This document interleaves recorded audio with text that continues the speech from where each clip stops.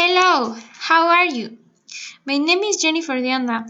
This presentation is for subject of English A, Engineering Course in Mechatronics. Methane emissions. Where do your methane emissions come from? Methane emissions come from the anaerobic decomposition of organic materials, such as the composting of kitchen scraps, and in the case of food production, part of digestion of ruminants.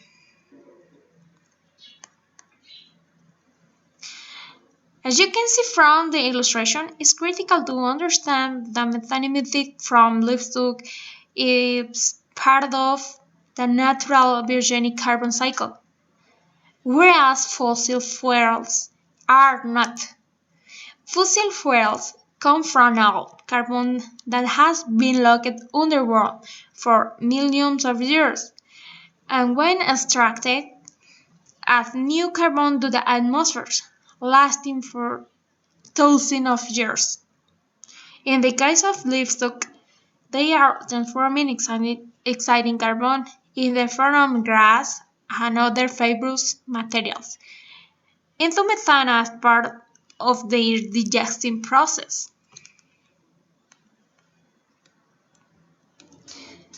In the mid-19th century, there were an estimated 30 to 60 million bison, more than 10 million mouse, 30 to 40 million white-tailed deer,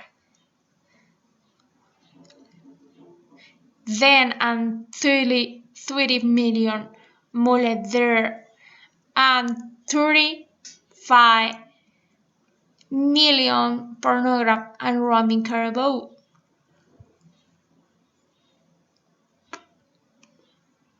The media constantly circulates the figure. The website, the fact investigator have admitted it was one unfair assessment and have lowered the number. When you see this animal science Frank Methane analyzed how that data was collected, he found a surprising methodological error. In the case of livestock, a complete life cycle analysis of the industry was carried out. This meant that they looked at food production, food transportation, processing, transportation to store, ACC, from what the animal ate to how it ends up in the consumer food. There is much more going on here than cold breaths. Livestock generates greenhouse gas greenhouse directly and indirectly. Let's start with the amount of greenhouse gas of goods emit, which can be measured. Obviously, like aerobic animals, amphibians breathe in oxygen and emit carbon dioxide, CO2, which is a greenhouse gas and the main beginning global warming. Turning to the indirect effect of livestock, the most obvious is deforestation. Around the world, millions of hectares of tropical and temperate forests have been cut down to turn them into pasture when grass and covered at different rates.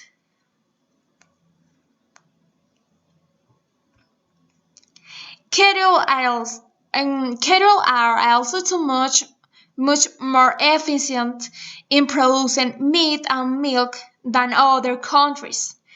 In the United States, a dairy cow can produce about 20,000 pounds of milk a year.